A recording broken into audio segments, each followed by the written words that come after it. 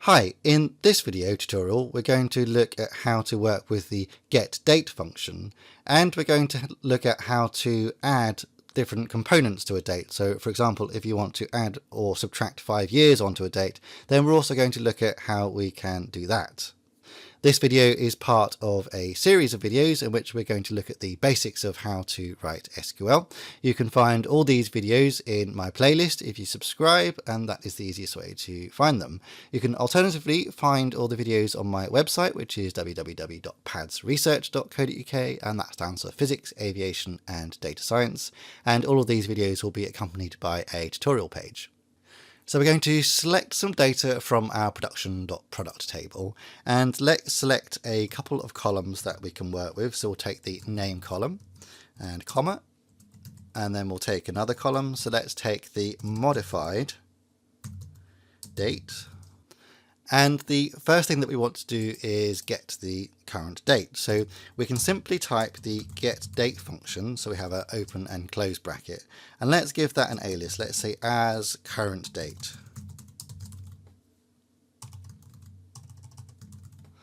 Okay, so let's execute that. And you can see that this just gives us the current date. The date is today. And then we've got the modified date there. So it's quite easy just to get the current date and time with the getDate function. And that's all there is to it really, just using the getDate function. However, getDate is often used in combination with other functions. So example, if we want to subtract or add a date part, so let's type DATEADD. So what this will do, this will add a particular value. So I can add 5 years, I can subtract 5 years, I can add a couple of days, I can subtract a couple of months. I can do that type of operation with the DATEADD function. And that takes a few parameters. So the first parameter it takes is, well, what part of the date do you want to add or subtract? So in this case, we're going to subtract some years. So we want to subtract years.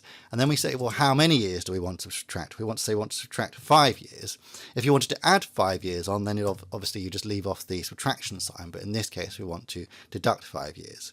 And then we say, well, what do we want to deduct 5 years from? Well, we can deduct 5 years from the current date. So let's type in there. So the DATEADD function takes 3 parameters: the date part, so that's a year or a month or a day, for example, what you want to add or subtract, and what you want to add or subtract it from. So let's just add the comma in there, so that's formatted correctly. And let's give that a name. Let's say as, and let's call it 5 years ago. And let's execute that. So you can see now we've got this date, which is 5 years in the past from the current date.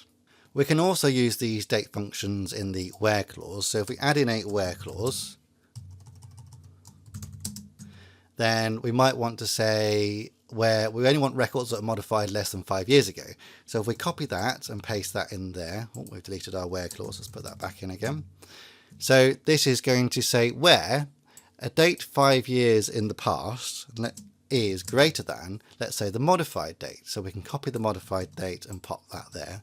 So that's now going to make a comparison between a date 5 years ago and the modified date. So this will only bring back records where the date 5 years ago is greater than the modified date. So let's execute that. And this will now be a subset of those records. You can see the row count has now gone down to 504. So to use the getDate function, we simply just say getDate, and we often use that as part of other functions. For example, we would use it as part of the DATEADD function. If you want to look at all different ways we can work with dates, then I've got further examples in my complete course with SQL and SQL Server, and you can find a link to that at the end of the course. Or in addition, you can look at my website, which is www.padsresearch.co.uk. That's Physics, Aviation and Data Science. And that goes into lots more detail on all the other different types of manipulation functions that you'll find within SQL Server. In the next video, we're going to look at the DATEDIFF function within SQL.